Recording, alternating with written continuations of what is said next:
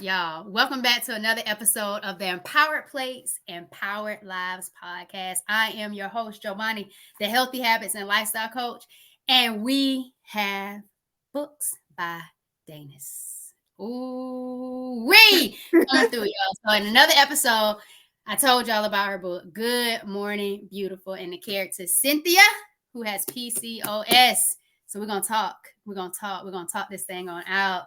I'm so excited. It's my first Black author, and we're also in this good month of February with this Black Excellence Month, and I'm so grateful that she is here. But y'all already know, before we dive into this episode, you already know what time it is. Vibe with me, y'all. Welcome to the Empowered Plates, Empowered Lives podcast.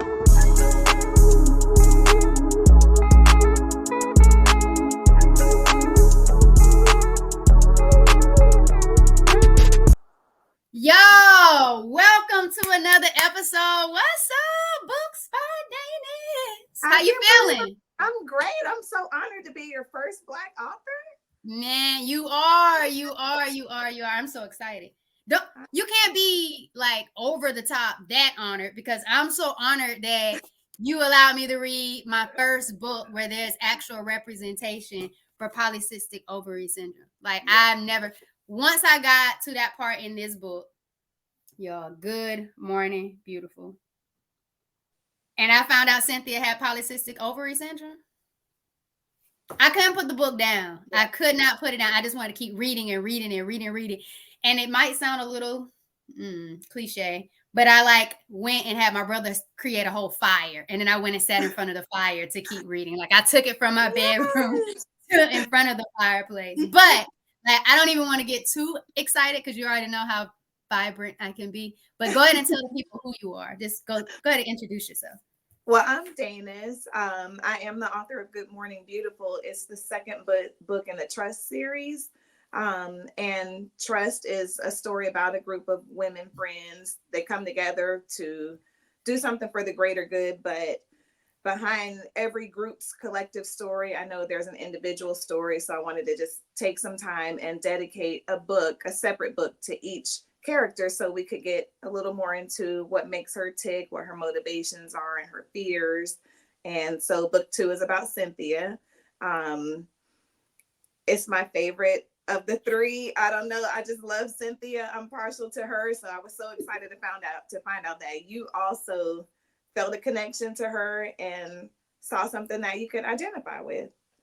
I absolutely did.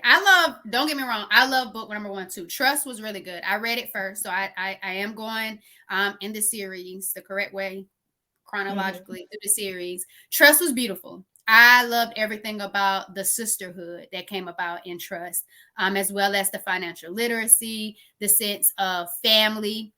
And I think you talked about it before too, how you had that sense of family when it comes to your work relationships, because you spend so much time at work that it was so easy for you to be able to kind of write and build those relationships in. When it kind of talked about, was it like Ruth and Irene, was it? And how their dynamic was so close within that book of Trust.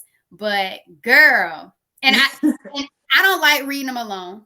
And I think you strategically wrote them to where they could stand alone and be their own stories. But I wouldn't recommend it. I would go in order, because there's a buildup. Like, you're great at what you do. Like, you are really creative with your writing. First of all, how did you even get started with writing? Like, what? I've been writing for a long time. Have I ever written something that I've shared with somebody other than a friend or my mom? No.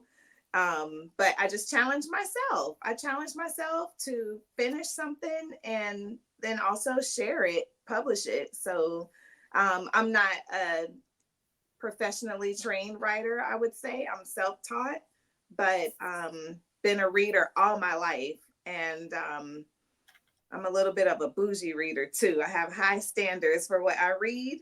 So I wanted to make sure I wrote something that fit the standards that I would expect in a book. So that's how it started. Write a story, yes, make it as excellent as I possibly could. That was the goal. And then to actually finish it and share it with the world, that was step 3.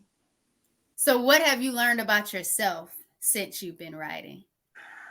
Besides that you're a bougie reader. Um, I've definitely learned not to be so critical.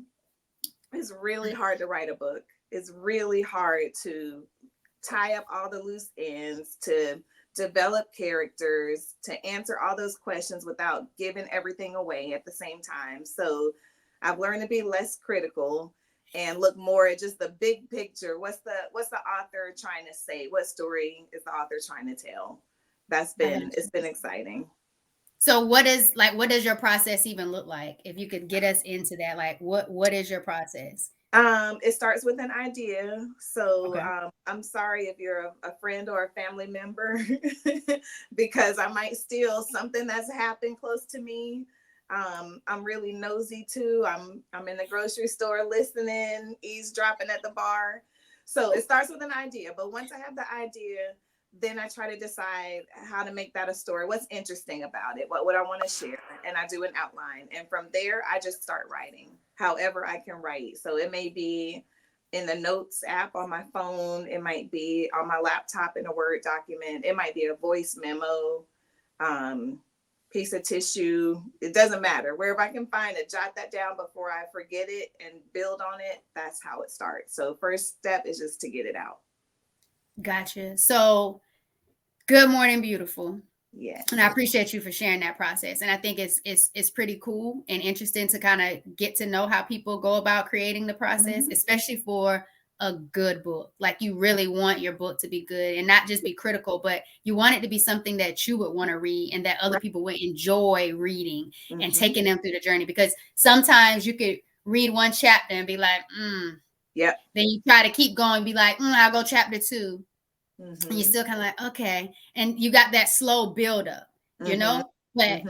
with trust, you came straight out the gate with it. Yeah. Like you just went ahead and let us know what was popping off at Ruth's house, what Ruth was going through. And it was Mm-hmm. like, glory, all it is. And it's just Yes. like, you don't even want to put it down because you're like, you got this, Ruth. Let's go.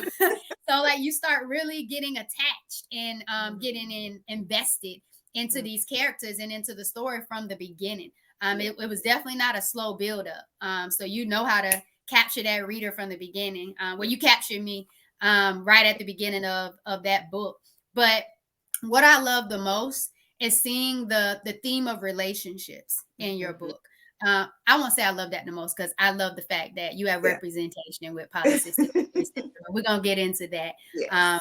but I think it was the theme of relationships that make your book so engaging Mm-hmm. and makes it to where you don't want to put them down. What Mm-hmm. about these relationships really gets you going when it comes to being so creative with like character development and storylines? Yeah. Well, I think relationships is it's the spice of life. It's what makes your life whole. Um, and they're so complex. It seems like they should be simple. They never ever are. And also, what I really wanted to show in writing these books was, take for instance in Trust, it was a group of work friends, and they had a work relationship that became more familiar, almost like family.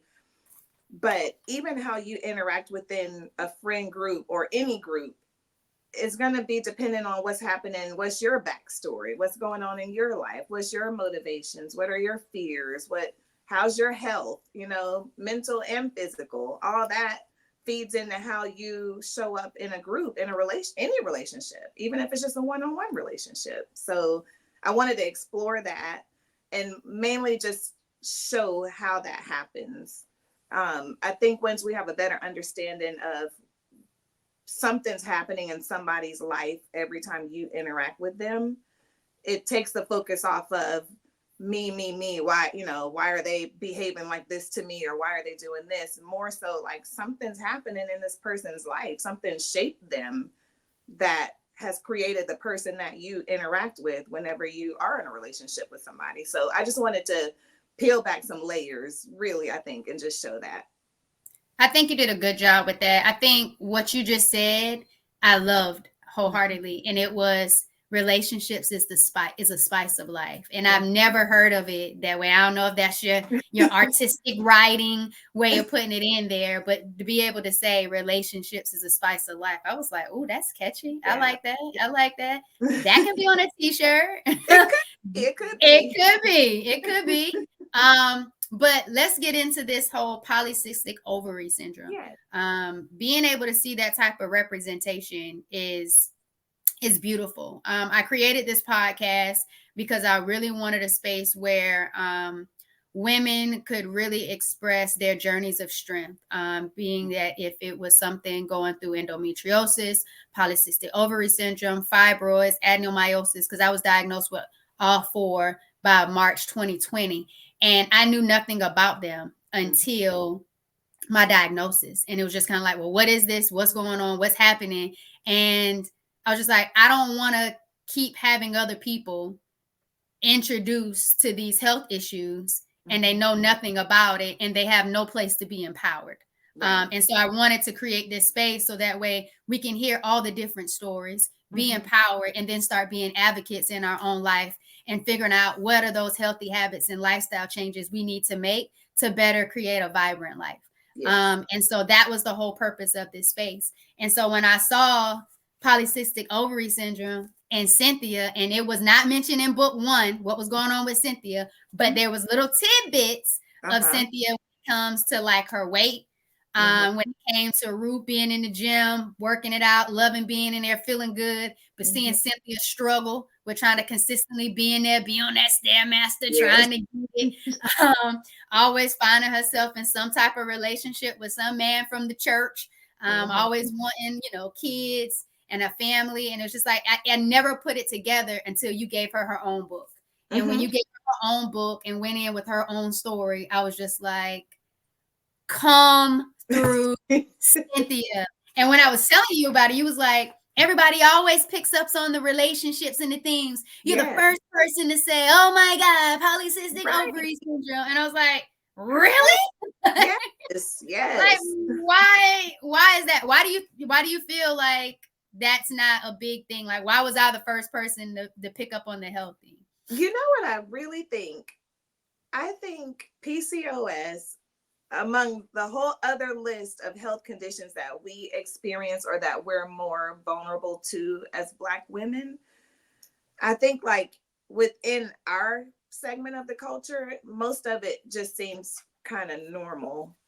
It shouldn't be, but most of it seems pretty normal. I feel like, some woman in your family or a friend who's had cysts on their ovaries, who's had fibroids, who had a hysterectomy at a young age, who has heavy cycles, who's dealing with weight and dealing with a little bit of beard popping in, little hair coming here and there, the dark spots on the skin. Like, it's all been so normal that I think whenever somebody reads this book, they usually pick up on the bigger issues. Like, Cynthia wants romance and she wants to be loved and all these things. But I think a lot of people have glossed over the fact that her health is a huge underlying factor in everything else in her life. A huge one. Because like, even when it comes to like the relationship within herself, a healthy relationship with herself versus all the other relationships she were aspiring in the book. And I'm finished with it now. I know another episode I didn't finish it. I'm done with it now, so I'm not going to spoil it for y'all. But something that you said, and I remember you talking about it earlier, you were talking about how it's so normal for us to have heavy periods, for us to know people with cysts on their ovaries, for us to see family members and friends with facial hair in places that aren't normal for women to have hair in. But it's not normal. Heavy periods are not normal. It's not what it's supposed to be. Cysts are not normal. Bleeding, heavy, painful periods, all of that is not normal. And for so long, that's what we've been told. And we expect it to be a normal thing, that we don't advocate for ourselves to say this is abnormal because we believe it's normal. And I love that you said that, because when we were talking about it, and you was like, well, I know plenty of people with PCOS and fibroids. So it was like nothing for me to really write about. And it was like, but I don't. Like, that's two totally separate things. Like, you have somebody here that's experienced these issues and you have somebody else that oh no, my mom. He was like, your mom, like all Yeah. these other different people. And I was just like, no, like I've seen facial hair in my Hmm. family. But Hmm. when I saw it in myself, I was just like, oh, okay, well, that's just genetics. That's Right. just hereditary. When I would get hot sweats and sweat at night, I'd be like, oh, my Mhm. granddaddy sweats at night. That's just Yeah. a part of my family. It's so easy for us to just identify something we've seen before in our family versus what's wrong with my body. Am Hmm. I as connected and aware of what's going on in my body as I should? So I thank you for hitting on everyone is aware and think that these things are normal when it's really Right. not. They're not normal. And because I know it's not normal, maybe that's the reason why it stood out even more for me, Mhm. versus just her wanting to find romance. And I Right. think a lot of times people want an external type of romance before Hmm. they really find that romance within themselves. And Yeah. I think it wasn't until Cynthia got intentional about Mhm. being intentional about how she loved herself and Yep. how she wanted people to treat her. That's Hmm. when the story and her life really shifts and Yep. into a like totally different direction. And at that point, I was like, let's go, girl. Let's Yes. go. Because I Yes. mean, as soon as Victor text, I was like, throw that phone, girl, don't you respond. Like, even my mom, who hasn't even been reading a book, but when I told you I got to this fireplace, so it was more in a common space, and she heard a few Mhm. chapters, she was like, Lord, that Victor. And then my dog and my brother were like, Ah, as I just like kept reading that loud, and it was just like yeah. it was really crazy. But let's talk about your own personal experience. So, are Okay. you are someone who had your own experiences with fibroids? Yes. Talk Yeah. to me about how your diagnosis kind of came about and how you ended up having to navigate the healthcare system for yourself. All right. Well, it's just us here, right? Just me and you. Yeah, Okay. it's right now. Yes, it's just Okay. me and you. No, I will share this. I went to the doctor, my regular physician, for a physical. Um I know that every time you go for a physical, you have to do a urine sample. So I made sure that I didn't go to the bathroom before this appointment. I was holding it. Now, keep in mind, probably the last 5 to 7 years before this appointment, I always made a joke that my bladder was the size of a teacup. I have to pee every 5 minutes. Every time we go to a store, as soon as we get there, I have to find the bathroom. I have to know where it is. I feel like I won't make it in time. I had anxiety about this, thinking I had like urinary incontinence or something, thinking I'm getting older, thinking this is normal. Um, so I didn't think anything of it as I go to the doctor's office and I have to pee really, really bad, but I'm holding it so she can tell me when to do the sample. So she's pressing my stomach and she felt a hard spot and she said, "What is this?" And I said, "I don't know. I haven't noticed it, but I said, but I have to pee really bad. I think my bladder's full. I think that's what you're feeling." So I could tell by how she looked at me, she was not buying that, but she was like, "Okay, go do the urine sample, empty your bladder completely, and come back." So when I did, she's pressing again. She feels this hard lump, and I realized I think it's always been there, but I never knew what it was.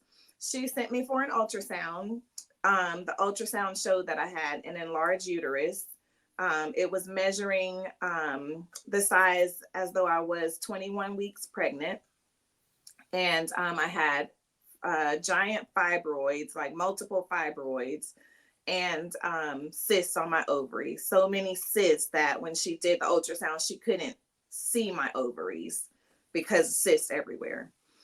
Um, Now, to speak back to what we were saying a little while ago, the funny thing is, once I heard the diagnosis, I just thought, oh, okay, I think I remember my mom saying she had this. I know a cousin who had some fibroids. I used to hear commercials on the radio about this non-surgical embolism that they could do to break the fibroids up without having to cut you. So it's like I had heard all these things, but I still didn't stop to say, why is it happening? I just thought, okay, here we go. I'm at that age. Let's take care of it. But I went and had the surgery. Best thing I ever did in my life. Um, and then I started talking to people about it. And I think that's the biggest thing is that the diagnosis comes first. And then exactly what you're doing is tell people, because some people don't know. And they don't know that it can be better. It's 100% better. I feel so much better than I ever have. I wish I had done this years ago. I just didn't know. I thought it was, even like you were saying about heavy bleeding, heavy cycles. The doctor asked me every year when I go, and I've always said no. But that's because what other cycle have I ever seen? I only know mine. I mean, I don't like it, but we all complain about, monthly. We all complain about it. So I'm thinking I'm complaining about the same thing you're complaining about, not knowing that, you're not using as many feminine products as I'm having to use. You're not having the pain I'm having. I didn't know. So that's how it all came about. It really was completely by accident, but I'm grateful for it because now I know how to talk to people about it, I including agree. my daughter. And we're definitely gonna get into that towards the end. I definitely have a question for you in regards to like providing some insight on how to best support our younger females going through their menstrual cycle through this cleanse, and what's normal and how to properly help protect them and preserve their womb health. But I think you hit it when you talked about a support system, and I think a support system matters a lot. And when you actually start talking to people and finding other people that can relate to you and understand, it makes the journey so much easier.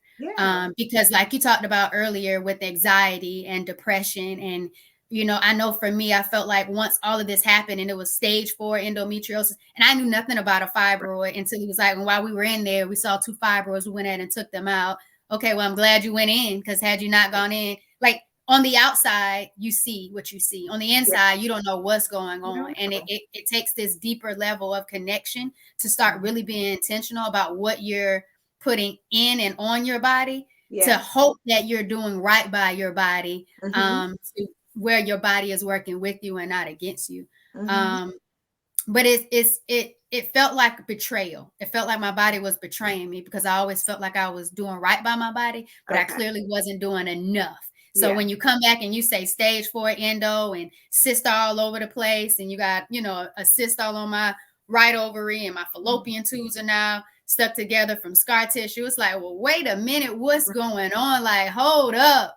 And it's just like, nah, you can't just keep going by life thinking that you can do whatever you want to do, or thinking, now I have a diagnosis, I can still do what I have always been doing. And I feel like that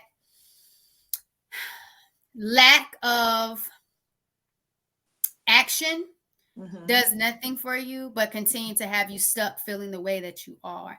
And it's bad enough that we already have to struggle with anxiety. We already have to struggle with depression, but stress does nothing for our bodies and our health when we want to live vibrant and we want to live better and we want to feel good about the things that we are doing. And I think for us both to be here and smiling and being able to say, I'm so grateful I had this surgery. I'm so grateful for this diagnosis, because now I can be visible. I can be vocal to talk about certain things. There's this new level of connection within ourselves that allows us to connect outside of ourselves when it comes to different people. Connecting with this book was on a whole nother level. And I didn't want to seem crazy when I came on Facebook to give your book a review. I just feel like sometimes we don't realize how impactful we really are when we're out here really just living our purpose and living out our purpose. Because when you wrote this, it was so much easier for someone to best understand me, best understand other people who are struggling with PCOS, because the journey looks different for everybody. And when it comes to those changes and challenges, like not just weight management for Cynthia, but it was her mental and emotional stress. It was everything she was taking on. It was the anxiety of living for right now, not knowing when she's going to get what it is that she really wants, and if her body's going to even allow her to get what she really wanted. It was so many things and representation when it came to her health that it was like in every chapter I was just rooting for her. And to know the stressors and the triggers of people that didn't deserve to be in there, it was just like, please just let them go. Let them go. But we talked about that too. We talked about how we're easy to give people excuses and passes just because we still want them to somewhat still be in our life or be a part of something, when we know we really just need to let them Go. go. Like Yep. just really let Mm-hmm. them go. But when Cynthia started walking that walk in Mm-hmm. that neighborhood, Yes. it made me think about myself, me and my golden doodle Spencer, and we just Mhm. walking. And he enjoys walking. I enjoy walking with him. We're out there doing a doggone thing. And we know Cynthia got a little friend that came out there and started walking with her too. But it's Mhm. like when you really start getting intentional about it, you really start feeling better about yourself. And you Yeah. stop looking at the scale, wondering about the weight falling because naturally the weight is coming off. When she Oh, started meal prepping, and you yeah. know she already was a cook because she was showing out in book one with Yeah. the things.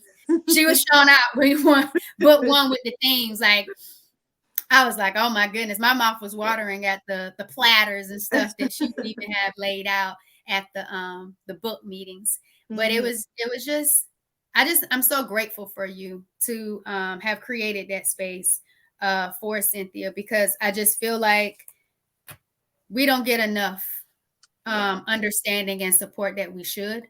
Um, and if more people knew about it, I feel like they would be a little bit more supportive. But it shouldn't always have to take someone close to you for you Right. to um, be kind Yeah. and be mindful. I think Mhm. those are the best ways I can say it, because I remember in college, I think somebody said something to someone else like, "Why don't you just like just get her mustache shaved off or something else?" And it's just kind of like, I was kind of scared because I've Yeah. always heard like when you just like take certain hair off on certain places, it grows back real Yeah. thick. And I Yeah. was just like, I'd hate to take it off what seems just nice and thin of a mustache, Mhm. and then you rip it all off, and then And now it's it comes worse. out full fledged. Like I'll be like, oh, I'm not ready. And so it took me a little longer. Like I'll do the Mhm. eyebrows, but it Yeah. took me a little longer with the mustache, and then like the chin and the neck, and it's just Mhm. like, I don't know. I'll get there. I'll get Yeah. there. And then now to be able to just have people that just embrace you when you got the ingrowns coming in, and it's just kind of like it's just life, and they still love you. It Yeah. hits a whole nother level because it's something that you can't really control. And then you're Mhm. not always sitting there trying to agitate your skin all the time, trying to get rid of, hair that is stimulated by a hormonal imbalance while you're trying Mhm. to figure out how to balance that hormone.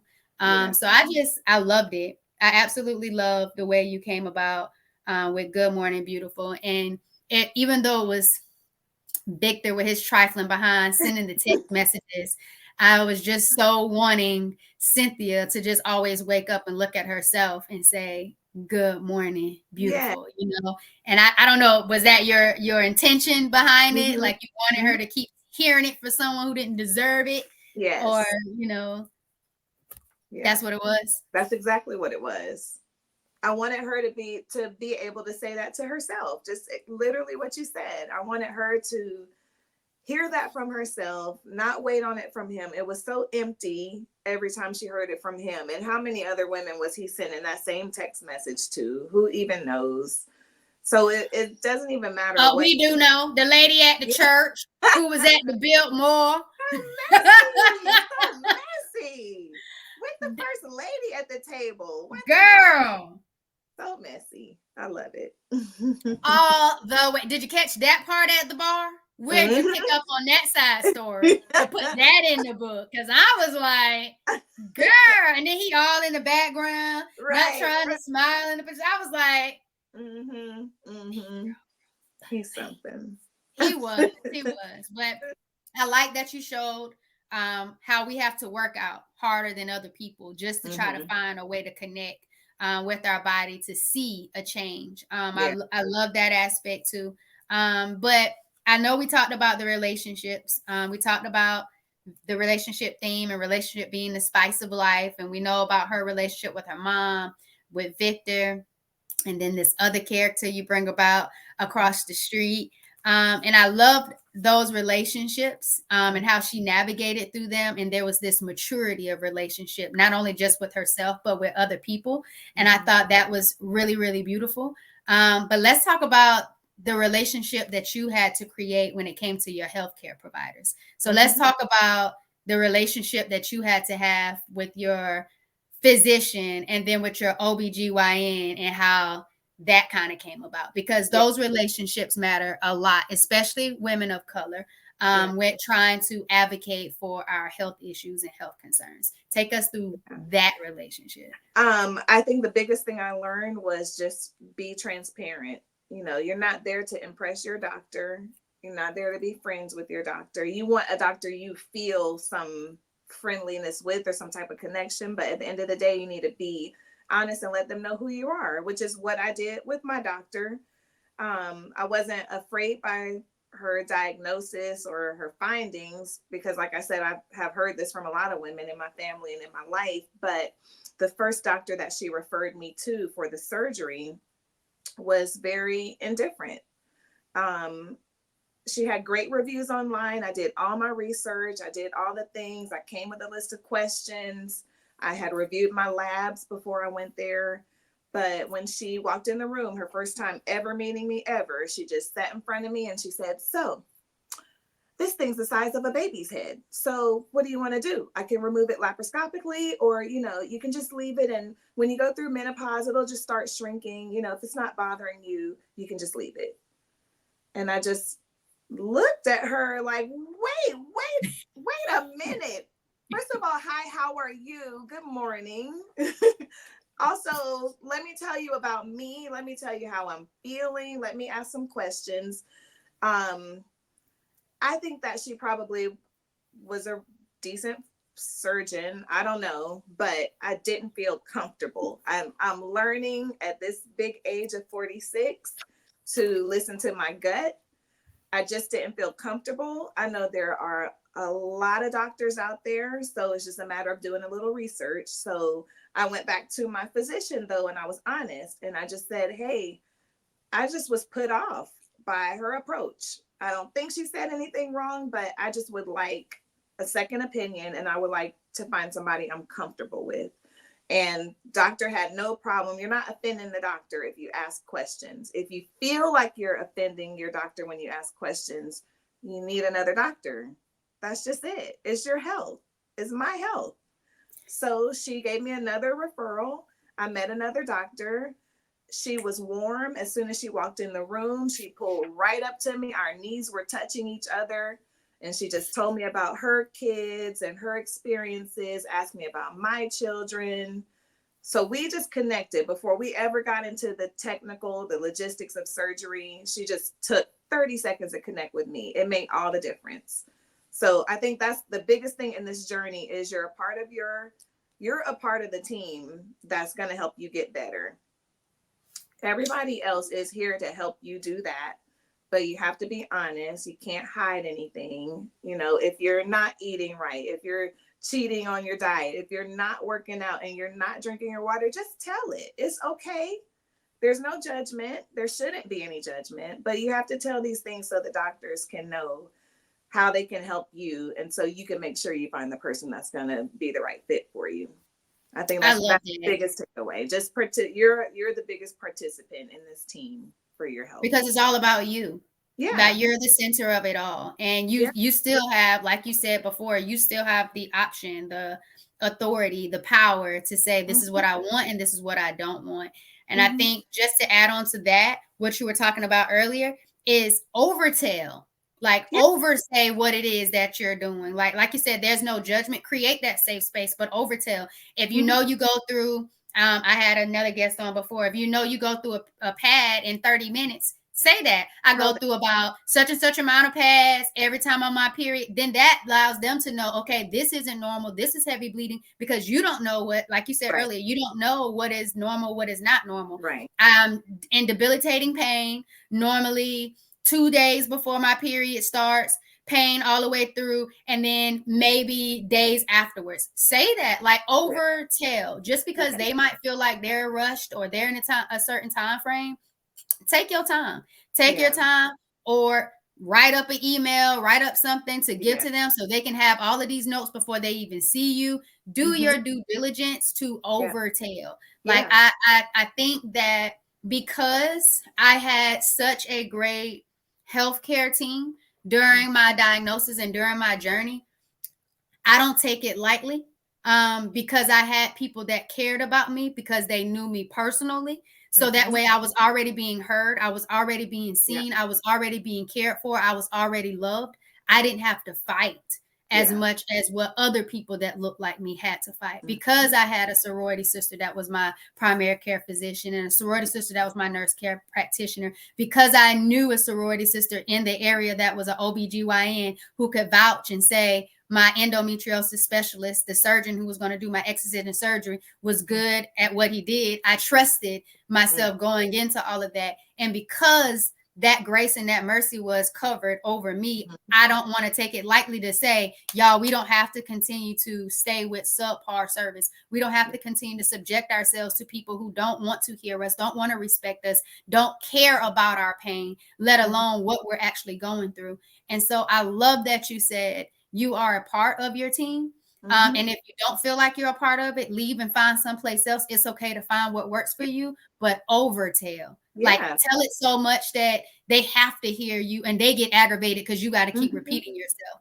Like, and I think you talked about it before too, like you already did your research. And that was a beautiful thing that you brought into Cynthia. And I don't know if that was a little bit of yourself when it came to Cynthia. You know, Cynthia goes through, Cynthia, y'all, we're talking about Good Morning Beautiful. Her second book, Cynthia, the main character in book number 2. You know, her journey with going to the doctor's office and having those conversations and then changing doctors towards the end. And that doctor at the end was a totally different vibe. And even within that vibe, we got a totally different, you know, outlook and health outcome that, you know, came with that vibe, which was beautiful as well. No pun to Good Morning Beautiful. But it was such a beautiful relationship to be considered. And I know a lot of people wanted to focus on Victor and they wanted to focus on Loverboy. But at the end of the day, and they focused even on her mom, because we saw the relationship focal point in Trust.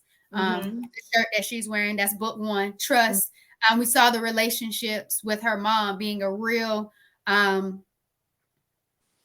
heavy relationship to navigate through for her.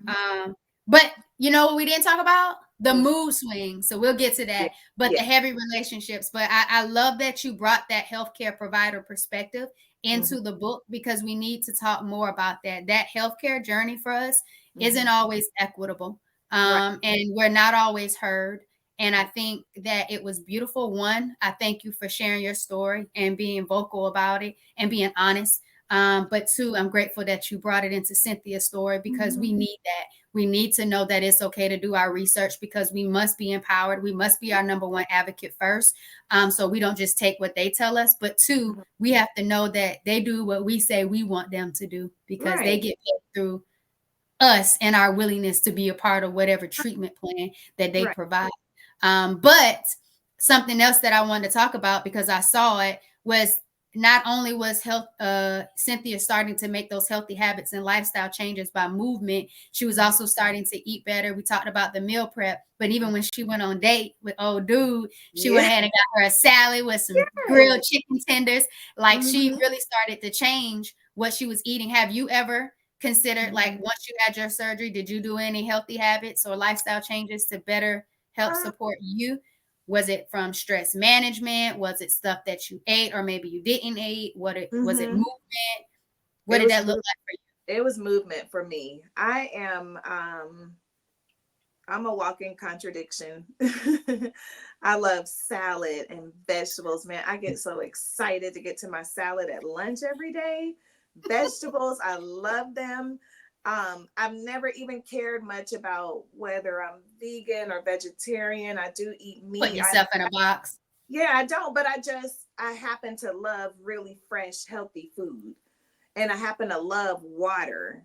I mean, you don't have to tell me to drink more water. I love these things. I like them. Like I started drinking black coffee 3 years ago because I was like, I don't want the cream. I really could just drink hot water with lemon.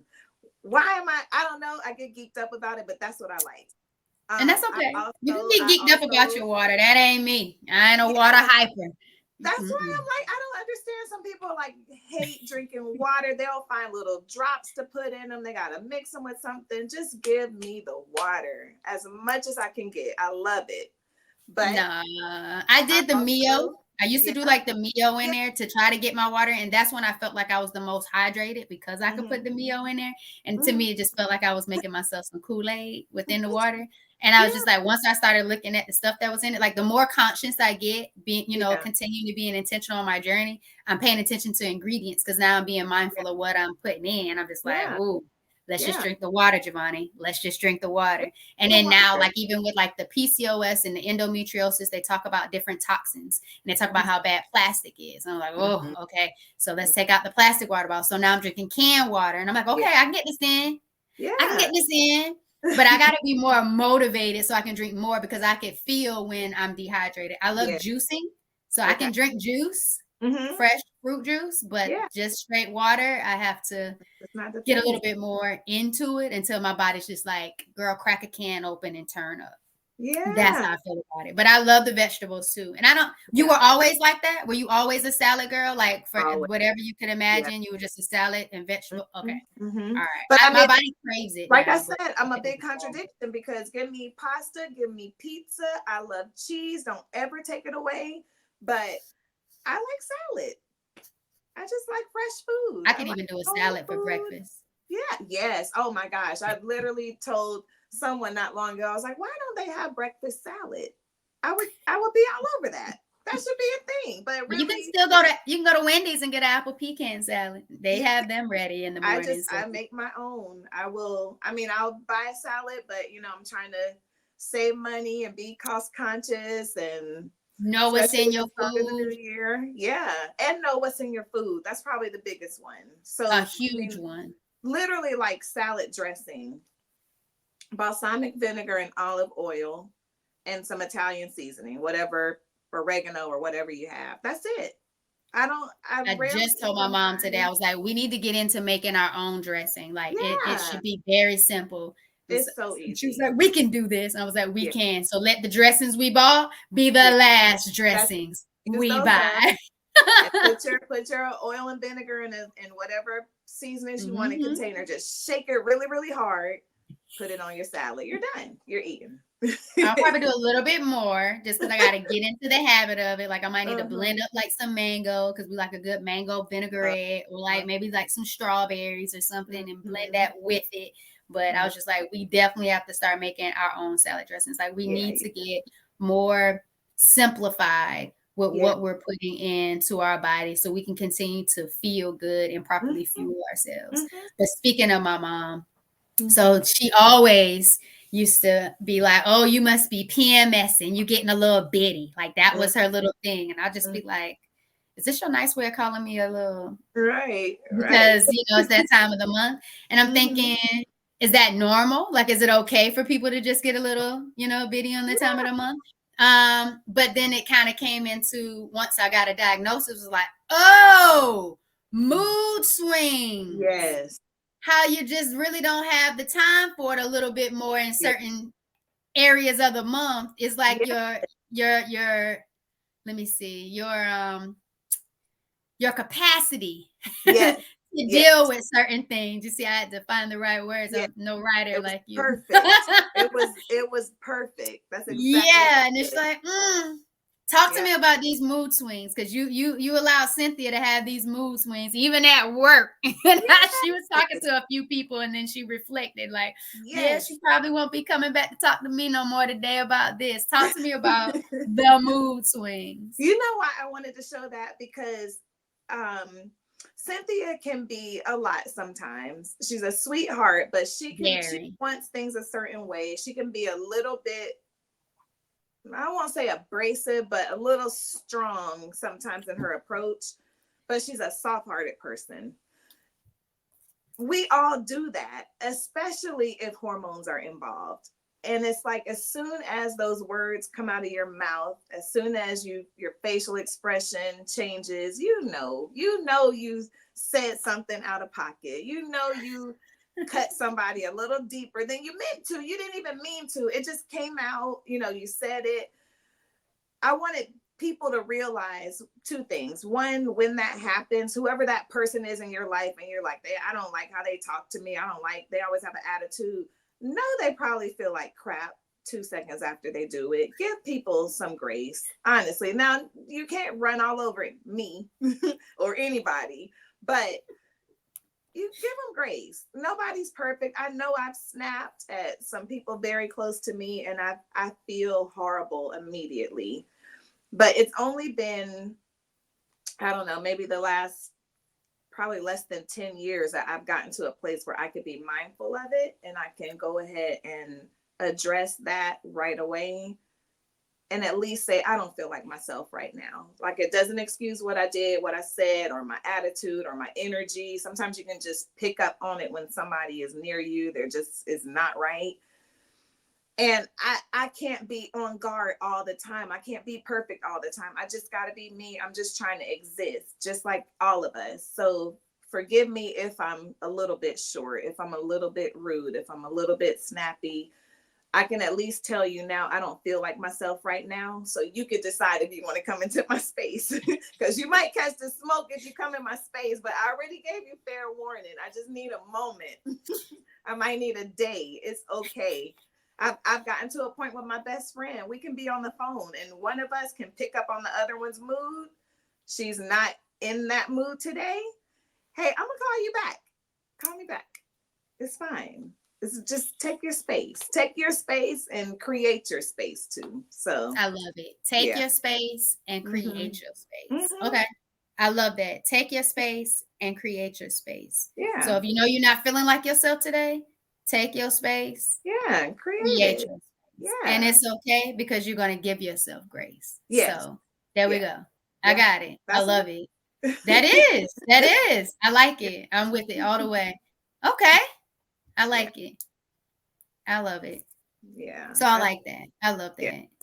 And that's something I've been trying to teach my daughters too. I mean, I think the earlier you can learn to be self-aware, be responsible for yourself, and just be mindful and be patient with yourself. I think the earlier you learn that, the better. So my daughters are 18 and 20. And I've been telling them since they were in middle school, hey, I noticed you were moody today when you came home. You know, what's wrong? Nothing. Okay.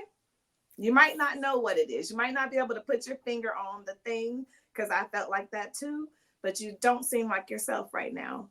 So go do what you need to do by yourself. When you're ready to rejoin us, come back in. But also tell us if you're not feeling like yourself, so we don't keep asking you 20 times what's wrong, because that's annoying.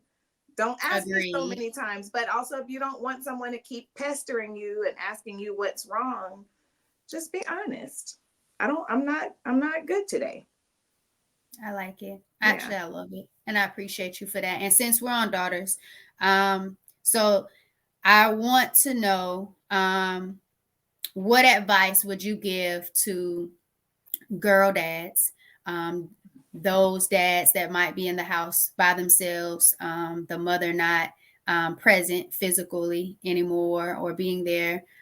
What insight or encouragement would you give to these girl dads about being a part of the menstrual health of their daughters? Because so many times I feel like we act as if period talk is taboo or something that guys shouldn't talk about, or, you know, isn't such a comfortable topic, when your period is just a cleansing, just like doing number 2, having a bowel movement, is a cleanse. And so if your bowel movements, there's issues with that, you should want to be able to discuss that just as well. There's issues with the other way that you cleanse, you know, with your womb health. How should these fathers approach creating this safe space, with having conversation with their daughters and supporting them the best way possible to have that healthy period life?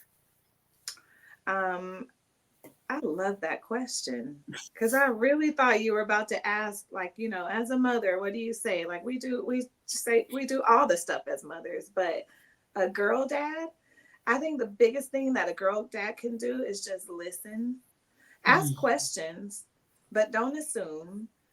I know even as an adult woman, you know, if I'm in a mood today and my husband walks up and says, "Oh, you must be PMSing." Sir, You don't even know what PMS is. Like, don't come in this room with that. You don't know what that is. And like you said about not having the capacity for it, when you're already in that way, everything is a trigger. And then you're coming in saying you must be PMS. Sir, you don't know PMS. So don't. I think that's the thing. Don't come in assuming. You don't know this struggle. No, don't be talking about stuff you don't know. That's how you be acting. But you can ask, because I'll tell you, because I'm self-aware now, and emotionally I have evolved. I can use my words. I can tell you how I'm feeling. So ask, I'll tell you, and don't shrink away. Don't act like you're so grossed out when I tell you these things, because I'm really dealing with this like regularly. So I think just girl dads need to listen. Yeah. They don't need to be grossed out. No. And don't come in thinking that you know how it goes. Let her tell you. And if she doesn't know, like a young girl, she doesn't know, that's a great opportunity for y'all to learn more about it together. I love that. You still feel like you're invested in it too. And you're that was beautiful. I like that. Okay. Girl dads. Little gym there. Come on. I like it. I just love it. I just want them to be more a part of the conversation, even if the mom is in the household. Like I just, because there's so many other aspects. I feel like there shouldn't be anything that should be hands off when it comes to a dad in a relationship with their daughters and anything that they want to talk about or be about. Because at the end of the day, that daughter has the potential to continue your legacy when it comes to your family. And that's a powerful thing. So I just want them to be a little bit more a part of that conversation. Yeah. But the last question, I got the last question. If you could have a meal with any historical figure, who would that historical figure be, and what would you all eat? Lord have mercy. A historical figure? Yes, an historical figure.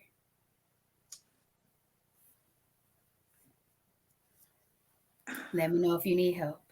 You know what? There's so many. Like, we could probably have a round table. Create your round table. I'm not going to take that away for you. Create your round table. Go ahead. Have a round table.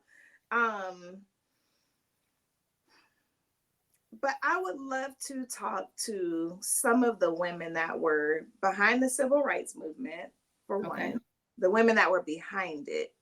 Okay. Because if your husband or boyfriend or father is like the head, and I'm not just talking about Martin Luther King, there were so many men that did a lot, but there were a lot of women that were just trying to hold it down and support them, and to be a support system for a man when he has a lot of pressure on him and is doing a lot. I'm just curious about how you do that, and what was it like? What kind of strength did you tap into on the inside to be able to do that? So that's like going back a little bit. But my first thought was Michelle Obama. I don't know if she is. I guess she's a historical figure. I don't know. But I'm just so intrigued by her. I just want to talk to her. I just want to know what's happening. And then again, like I said, now I'm just getting more into like who I'm just really interested in. I would love to sit at a table with Issa Rae and have a meal. I don't know if she's a historical figure yet, but I believe. Why wouldn't she be? I don't know, because I don't know what are the parameters for a historical figure. I don't. It's know. Whatever you make it. It's whatever you make it. I might be overthinking it, but you are. That's why I said, let me know if you need help. Because when my granddaddy said it, one time he said I was a historical figure. Then another time I asked him, he said his wife was a historical figure. So I feel like it's whatever you make it to be. Yeah. And that's why I think that's what the creativity is in regards to just asking that question, because you never know who deems someone as a historical figure. It doesn't necessarily mean they have to be dead, but they made some type of significant impact, that you feel is honorable, that you would love to just sit down and meet with them, eat with them. Because, as a culture, that's a fellowship. We Yeah. like to eat and we like Mm-hmm. to, talk and bond. Yeah. So I like it. So we got a round table. Yeah. At this round table, we had the women of the Mm-hmm. civil rights movement. So we're Mm-hmm. tapping into them and their resiliency with Mm-hmm. adversity, So that might be our appetizing conversation with those women at the table. Yes. Then we got Michelle Obama. We tapping Mm-hmm. in Michelle Mm-hmm. Obama. You having Mm-hmm. your chit chat, and then we got Yeah. Issa Rae. We got Yes. Issa Rae. Yes. Okay. Yeah. Yeah. All We'll right. finish with Issa Rae. So what we eating though? What's this empower plate? a huge salad. I should have known. Some good broiled salmon. Okay. With something sweet and spicy, definitely something green on the side, and some wine. And Issa Rae just came out with a new wine, so if she's at the end, we got to drink her wine. Okay, so we popping bottles of Issa Rae's wine. All Mm-hmm. right, with some broiled Mm-hmm. salmon, a good salad, some greenery. You said you got some greens on the side. Some greens, yeah, some broccoli, spinach, string beans, Brussels. I told you we can have. And we should have a charcuterie board. We should have a giant charcuterie board. Okay, what's all on that? All the cheese and the almonds, some dark chocolate, crackers, and some hummus. Yeah. Ooh, and I like that spicy honey, that jam you drizzle on sometimes with just salami and your cheese. Yeah. You can get me, I can go all day about charcuterie and healthy foods. Do you think, girl? This we ain't on the Empire Plates and Empire Lives for nothing. Okay? You can go along all you want to. But y'all, books by Daines. Yep. I read book 1. She has it on her shirt. It is Trust. Yeah. I'm holding up book 2. Good morning, beautiful. Good morning, beautiful. Y'all, polycystic ovary syndrome, main character Cynthia. Beautiful story of representation, resilience, just powerful. Community support. We didn't even get into Jolene, but Jolene being her really good friend and being her backbone through some of the obstacles and hardships, and even being a listening ear when she could barely have quietness in that bathroom just to talk to her friend to provide her support.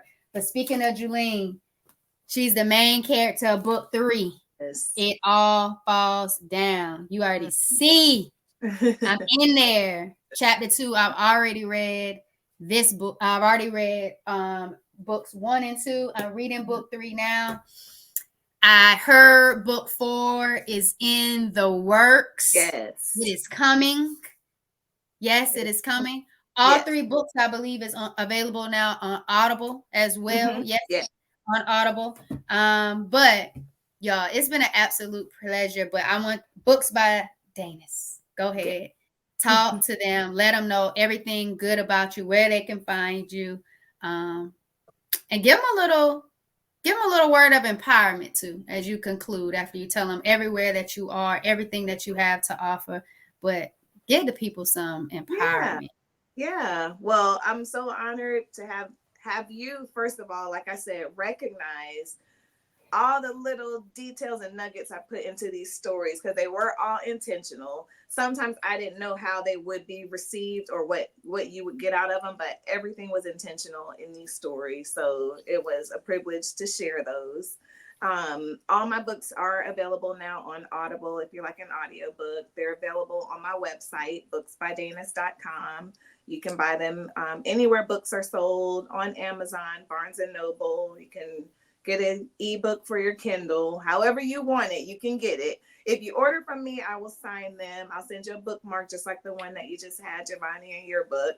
And as far as some empowerment for the listeners, I would say if it's on your heart to do it, do it. But most important, finish it.